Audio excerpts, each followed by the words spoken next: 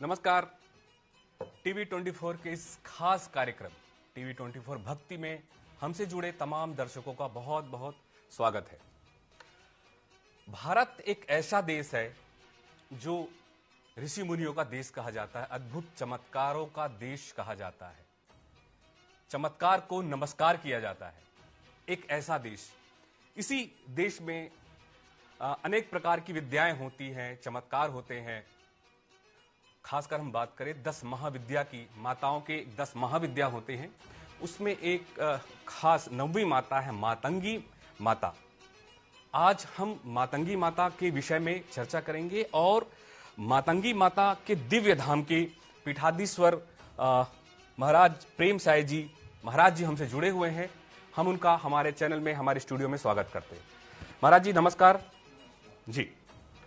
मैं महाराज जी के बारे में बताना चाहूंगा, लोग इन्हें प्यार से गुरुजी भी कहते हैं। और मातंगी का जो दिव्य धाम के पीठाधीश्वर प्रेम साय जी महाराज हैं, धमतरी जिले के कुरुद एक छोटा सा तहसील है, कस्बा है।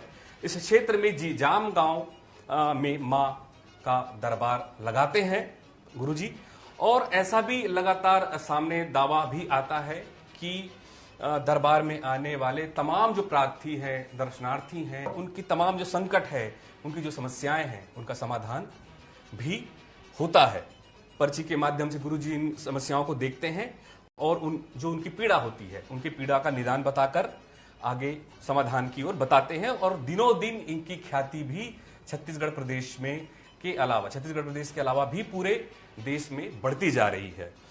तो हम समझेंगे, सुनेंगे और मातंगी के दिव्य जो धाम है पीठाधीश्वर प्रेम साय जी महाराज से चर्चा करेंगे कि आखिर ऐसा क्या चमत्कार होता है कि लोग जो है चमत्कार को नमस्कार करते हैं।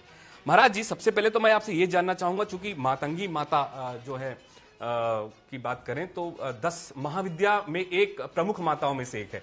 तो हम अपने दर्शकों को भी बताना चाहेंगे, या आप जो है हमारे दर्शकों को जरूर बताएं कि मातंगी माता की क्या खास और क्या विख्यात है, माता क्यों पूजते हैं माता मातंगी को जी। देखिए, माँ मातंगी 10 महाविद्या में से 9वां स्थान है उनका। और माँ मातंगी एक ऐसी देवी है जिनको ब्रह्मा, विष्णु, महेश तीनों पूजते हैं। और देवताओं में सर्वप्रथम पूजने वाले जो देवता है माँ मातंगी को, वो है भगवान विष्णु। और माता मातंगी के आशीर्वाद से आज भगवान विष्णु जो है इस सृष्टि के पालनकर्ता बने हुए हैं। और माँ मातंगी जो है पार्वती ही है। पार्वती माता ने 10 महाविद्या के रूप धारण किए थे, उसमें से एक माँ मातंगी है। तो जब माँ मातंगी रूप धारण किया था पार्वती माता ने, तो उनकी शक्ति को पूरा करने के लिए शिव जी ने जो है मतंग महादेव का रूप धारण किया। और दूसरी सबसे बड़ी बात यह है कि मतंग महादेव का रूप धारण करके माँ मातंगी से जो है दीक्षा भी प्राप्त की है शिव जी ने। और माँ मातंगी जो है कला क्षेत्र में जो लोग हैं, जो भी कलाकार हैं, वे सभी लोग जो है माँ मातंगी को पूजते हैं। और इस भौतिक जीवन में सारे संसाधन, सुख संसाधन प्रदान करने वाली ये देवी है। और बहुत जल्दी जो है अपने भक्तों का सुनती है, बहुत दयालु है माता रानी। दूसरी सबसे बड़ी बात है, इन्हें नील सरस्वती भी कहा जाता है क्योंकि वीणा इनके हाथ में है। तथा इन्हें जो है तांत्रिक सरस्वती भी कहा जाता है। तंत्र विद्या आदि जो है यही से मतलब उसकी उत्पत्ति होती है और यहीं पे समाप्त होता है, मतलब तांत्रिक सरस्वती भी कहा जाता है। और जैसे मान लीजिए अगर किसी को धन चाहिए तो लक्ष्मी माता को पूजते हैं, घर में सुख शांति चाहिए तो लक्ष्मी नारायण की पूजा की जाती है, मोक्ष चाहिए तो शिव जी को पूजते हैं, है ना। अगर किसी को विद्या कला क्षेत्र में आगे बढ़ना है तो सरस्वती माता को पूजते हैं। अगर किसी को संतान सुख की प्राप्ति चाहिए तब भी वो जो है लक्ष्मी नारायण को पूजते हैं। भूत प्रेत तंत्र विद्या आदि से अगर बचाव या उनसे मुक्ति चाहते हैं तो हनुमान जी को पूजते हैं। लेकिन केवल मां मातंगी एक ऐसी देवी है, इनको पूजने से भौतिक संसाधन के सारे सुख जो है मनुष्य को प्राप्त हो जाते हैं। जी जी गुरु जी, मैं आपसे और भी थोड़ा सा समझना चाहूंगा, जैसे 10 महाविद्या है जी। जब हम पूजा पाठ भी करते हैं तो एक 2 नवरात्र आते हैं, एक चैत्र नवरात्र, एक शारदीय नवरात्र जी। तो अगर 10 महाविद्या को जो पूजना हो या विशेष इनकी पूजा पाठ कौन कौन से ऐसे समय होते हैं? क्या इनके भी जो 10 महाविद्या होती हैं उनके भी क्या ऐसे 2 पूजन के जो समय होते हैं वो आते हैं? नहीं, ऐसा नहीं है। इनको जो है कभी भी पूछ सकते हैं, दोनों नवरात्र में पूछ सकते हैं जी। 90 दिन माँ मातंगी को अगर पूजना है तो 90 दिन पूजना होता है। और माँ मातंगी एक ऐसी देवी है, इनके साधना या इनके जो भी भक्ति मार्ग में जो है उपवास का कोई स्थान नहीं है। मतलब माँ मातंगी की अगर आप भक्ति कर रहे हैं तो आप उपवास नहीं करते, क्योंकि माँ मातंगी अपने भक्तों को जो है भूखा नहीं देख सकती, इतनी दयालु है माता रानी। गुप्त नवरात्रि का भी एक प्रावधान देखने लगातार बात सामने आती है महाराज, तो इसको लेकर कैसे गुप्त नवरात्रि का भी क्या विधान है मातंगी माता की पूजा में? या नहीं, माँ मातंगी के इसमें कोई स्पेशल विधान नहीं है जी। माँ मातंगी को अगर आपको पूजना है तो आप नवमी के दिन जो है माता रानी को पूज सकते हैं, उनके बीज मंत्र का जाप कर सकते हैं। छोटा सा बीज मंत्र है, ओम ऐम ह्रीम क्लीम हुम मातंगे फट स्वाहा। और माता रानी को अगर पूजना है तो हरे कलर का आसन होना चाहिए और पूर्व की ओर मुख करके आप जो है मंत्र जाप कर सकते हैं। कोई ज्यादा विशेष इसमें ये नहीं है। माँ मतलब बहुत आसानी से जो है वो माता प्रसन्न हो जाती है, खुश हो जाती है, अपने भक्तों को जल्द ही वो उनको निदान देती है। मैं आपसे एक और अभी समझना चाहूंगा प्रेम, चूंकि आप गुरु जी महाराज बनने का जो ये सफर है आपका कैसा रहा? महाराज बनने का सफर तो काफी कठिन रहा जी। क्योंकि देखिए इसकी शुरुआत होती है मेरे बाल अवस्था से। जब मैं 5-6 साल का था तब से जो है मैं देख रहा हूँ घर का जो वातावरण था वो एकदम आध्यात्मिक था। और मेरे पिताजी के भी जो मित्रगण आते थे तो वो केवल जो है सनातन धर्म की बातें करते थे, शक्तियों के बारे में, रामायण के बारे में, चमत्कारी शक्तियों के बारे में। हनुमान जी के पास ये शक्ति थी, हनुमान जी के पास वो शक्ति थी, शिव जी के पास ये शक्ति थी, उनको ये वरदान मिला, इस तरह की बातें होती थी। तो मुझे भी ऐसा लगता था कि कहीं अगर सही में अगर ऐसी शक्तियां हैं तो मुझे इस क्षेत्र की तरफ जाना चाहिए और कुछ ना कुछ ऐसा करना चाहिए। तो 8 साल के आयु में जो है मैंने घर छोड़ दिया था अपना। मेरे घर में एक सेलोरा टीवी होती थी, वो टीवी बेचकर जो है मैं घर से निकला था गुवाहाटी की तरफ।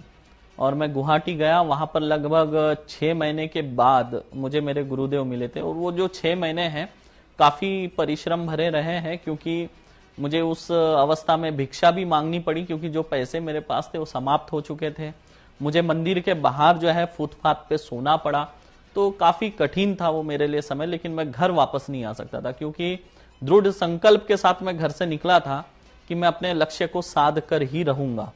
और फिर 6 महीने बाद मुझे मेरे गुरुदेव मिले, जिनका नाम था श्री समेर दास जी महाराज। तो उनके सानिध्य में मैंने सबसे पहली जो साधना की है वो काल भैरव जी की साधना की। और वो असफल भी नहीं कह सकते, क्योंकि उसमें मुझे साक्षात्कार हुआ था भैरव जी का, और बाल भैरव के रूप में आए थे। मैंने हाथ भी उनका पकड़ा था।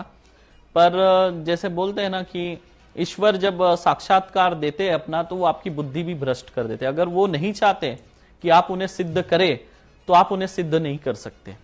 तो जब मैंने उनका हाथ पकड़ा और वो छोटा सा रूप धारण कर लिए, तो मैंने उनके मुंह से ऐसी लंबी लार टपक रही थी, रो रहे थे, चेहरा लाल हो चुका था। तो मैंने हाथ छोड़ दिया और इतना कुछ हलचल होने के बावजूद मैं वापस सो भी गया।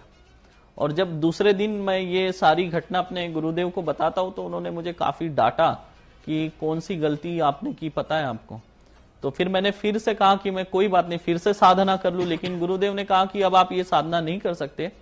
फिर मुझे जो है माँ मातंगी साधना के लिए गुरुदेव ने कहा, और फिर वो साधना मैंने किया। लगभग 4 साल के कठिन परिश्रम के बाद मुझे माँ मातंगी माता के जो है साक्षात्कार हुए। लेकिन ये जो दौर था कठिन इसलिए रहा क्योंकि एक तरफ मेरी साधना, मतलब मुझे लगभग 3 साल कुछ महीने हो गए थे और कुछ ही महीने बचे होंगे कि मेरी साधना सफल होनी है। और मेरे घर से खबर आती है वो टाइम में, क्योंकि वो टाइम मोबाइल नहीं हुआ करते थे, टेलीफोन हुआ करता था। तो खबर आता है कि आपके पिताजी की तबीयत बहुत ज्यादा सीरियस है और कभी भी कुछ भी हो सकता है, तो आपको वापस आ जाना चाहिए। तो मैंने अपनी जो दुविधा है अपने गुरुदेव को बताई, तो गुरुदेव यही कहे कि तुम अपने साधना पे जो है ध्यान केंद्रित करो, बाकी मेरे पे छोड़ दो। तो विश्वास था, श्रद्धा गुरु जी के चरणों में छोड़ दी और कुछ दिनों के बाद मेरी वो साधना सफल हुई। बिल्कुल। अभी अगर हम बात करूं गुरुजी, तो बाल्यावस्था और गृहस्थ जीवन में रहते हुए साधना और सिद्धि कैसे संभव हो पा रही है?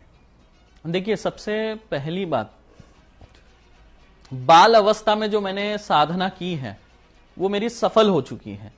तो अभी जो है मैं अभी कोई साधना नहीं करता हूं, अभी केवल जो है माता रानी की सेवा में रहता हूं और जो आदेश मिलते हैं वैसे ही मैं निरंतर आगे बढ़ता रहता हूं। एक बात ये जरूर है कि जो मैं जन कल्याण के कार्य में आगे बढ़ रहा हूं, सनातन धर्म के कार्य में आगे बढ़ रहा हूं, तो मुश्किल तो काफी होता है, क्योंकि एक तरफ परिवार है, मेरा एक पुत्र भी है 8 साल का, तो मैं उनको भी समय नहीं दे पाता हूं।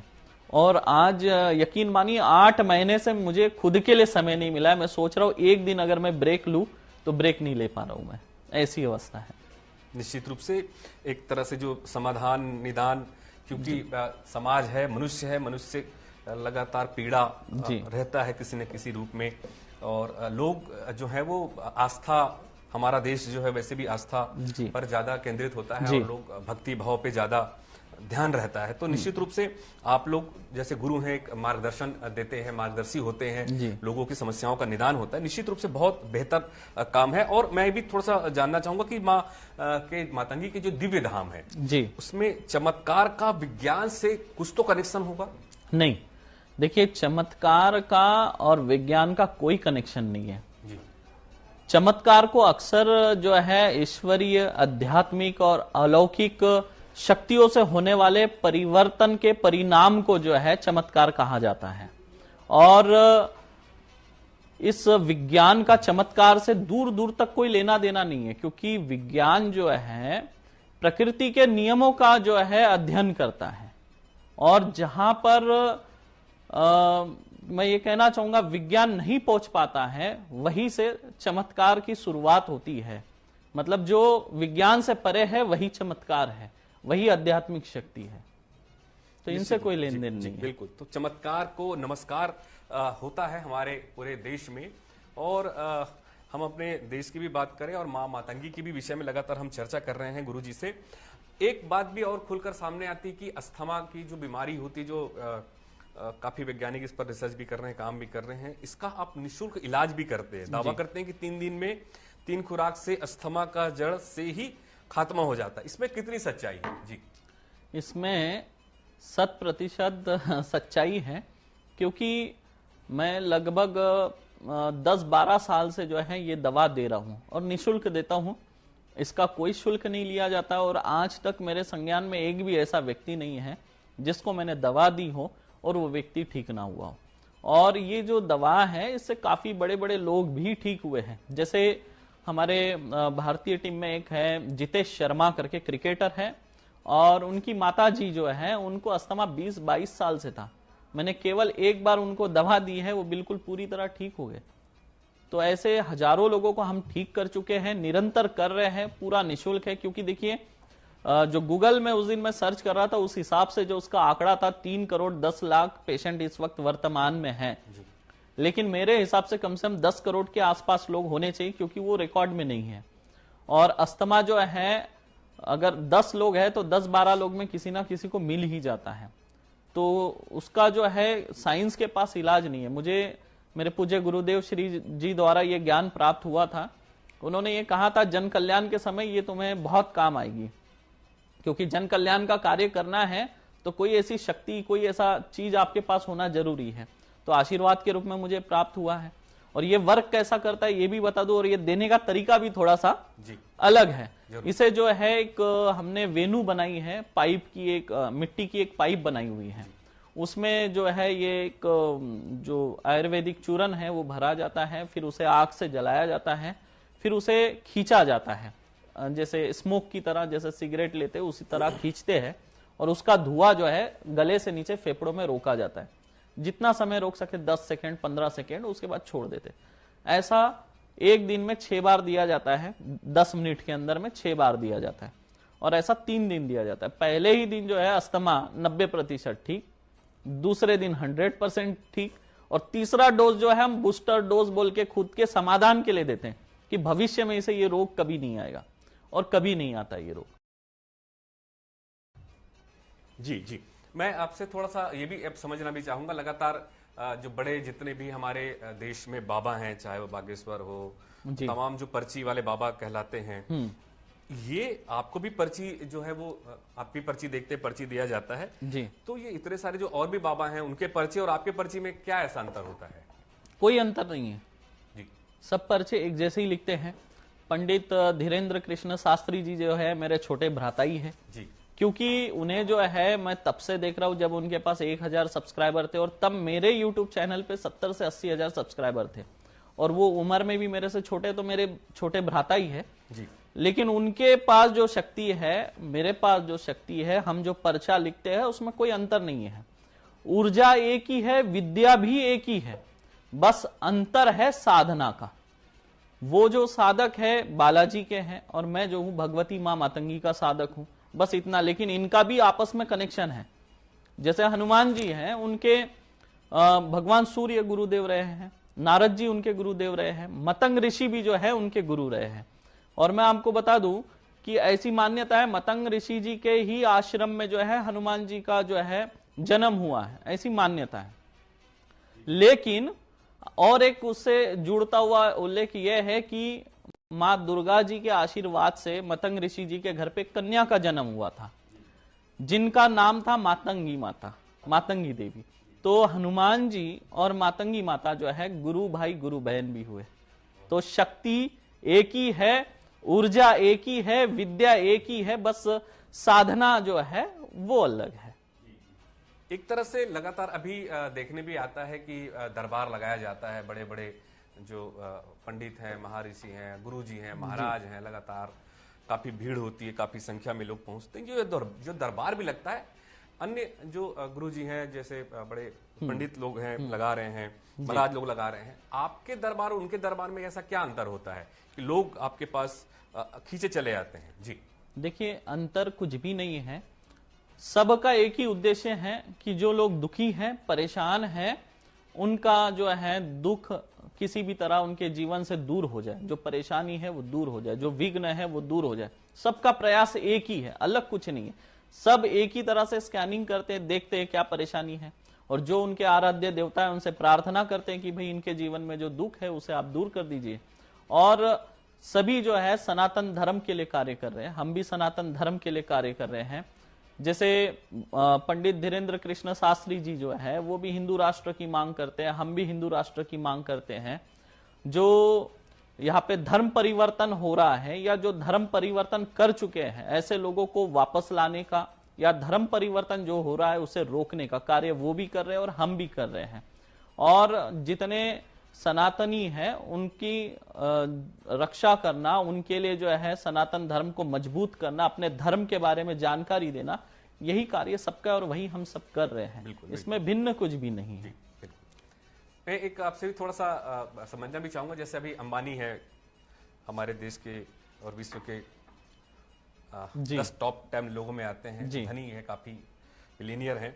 उनके पुत्र हैं अनंत अंबानी, उनको भी अस्थमा का जो है वो प्रॉब्लम है जी। तो क्या उनके भी अस्थमा की जो बीमारी वो ठीक हो सकती है? बिल्कुल, गारंटी के साथ। अगर अस्थमा है तो अस्थमा अगर है तो मैं चैलेंज के साथ 3 दिन में ठीक कर सकता हूं। कोई और यह हमारा अनुभव है, 10 साल 12 साल का अनुभव है जी। अभी तो हम सबका डाटा भी मेंटेन करने लगे हैं कि कोई अगर आके पूछे कि आपने कितनों को ठीक किया, तो हम सीधा जो है डॉक्यूमेंट रख देते हैं उनके सामने, आप देख लो, ये रिकॉर्ड है, आप चेक कर लो कितने लोगों को ठीक कर चुके। तो 100% ठीक हो जाएंगे अगर अस्थमा है तो। जी जी। आपके दरबार में कहां से लोग पहुंचते हैं और किस तरह के होते हैं? अस्थमा के अलावा भी किस तरह के जो समस्याओं को लेकर आपके पास पहुंचते हैं? जी, दरबार में संपूर्ण भारत से लोग यहाँ पर आते हैं और अनेक देशों से लोग यहाँ पहुंचते हैं, जर्मनी से, इंग्लैंड से, नेपाल से, भूटान से, ऑस्ट्रेलिया, यहाँ तक चाइना और यहाँ से बांग्लादेश के भी लोग यहाँ पर आए हुए थे। तो अनेक देशों से आते हैं और जो उनकी समस्या है उस समस्या के लिए धाम में आते हैं, अर्जी लगाते हैं, पर्चा बन जाता है और दुखों का निवारण भी हो जाता है उनका।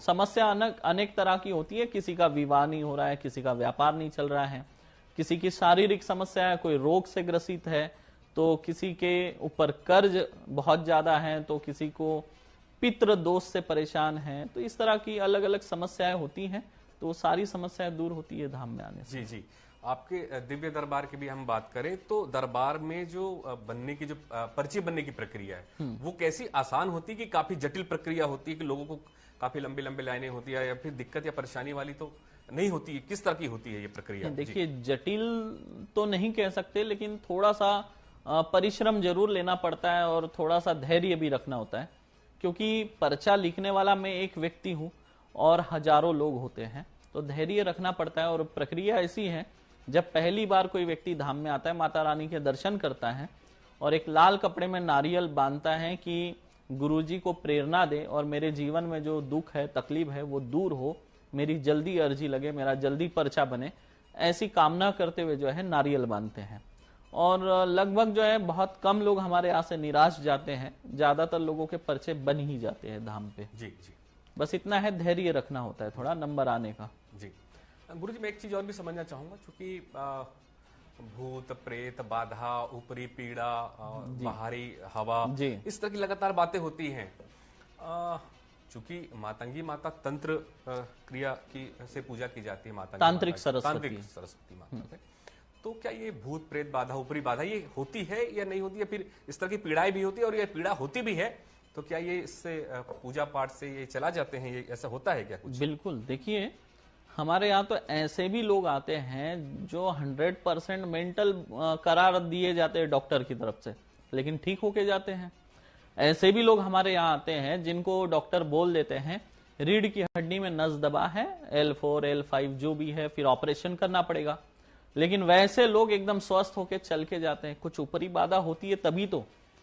और जैसे भूत प्रेत होते हैं, इसे हम नकार नहीं सकते। देखिए, अगर भूत प्रेत असुर राक्षस नहीं है तो रामायण नहीं हो सकती है, भागवत नहीं हो सकती है, क्योंकि हमारे धर्म में, ग्रंथों में, शास्त्र में और अलग जो पंथ और संप्रदाय है उनमें भी आपको ये सब उल्लेख मिलता ही है। और देखिए, सूरज है तो चांद है, दिन है तो रात है, अंधेरा है तो रोशनी है, तीखा है तो मीठा है, खट्टा है तो नमकीन है, मतलब हर चीज का विपरीत है। बैटरी भी जो है प्लस माइनस के बगैर नहीं चलती है। तो ये हम नहीं मानना चाहते कि भूत प्रेत नहीं है, भूत प्रेत तो है, ये और बात है, मानना नहीं चाहते, और ये प्रभाव जरूर डालता है मनुष्य के जीवन में, और इनके संकेत मिलते रहते हैं। और ये वही विषय है, जिसके पांव में कांटा चुभता है दर्द उसी को होता है। जिसको भूत प्रेत का चक्कर या पीड़ा होती है वही इस दर्द को समझ सकता है, दूसरा नहीं समझ सकता, क्योंकि दिखता नहीं है।